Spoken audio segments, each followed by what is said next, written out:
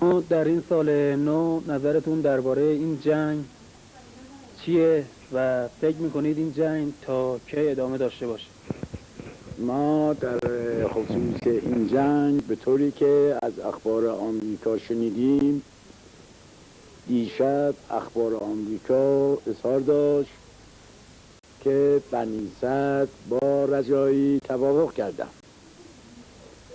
و بنی اسد اظهار داشت به هیئت حسنیت اسلامی را برای میانجیگری صلح بپذیرد. امید است انشاءالله این سال نو صلح به نفع ایران برقرار گردد و ملت از رفاه آسایش به سر برند انشاءالله. عید امسال با عیدهای سالهای گذشته چه فرقی داشت؟ نظرتون رو لطفا بیان کنید. عیدهای امسال با سالهای قبل تفاوتی که دارد این است که سالهای قبل مردم عید باستانی را با شکوه هرچه تمامتر برگزار می‌کردند.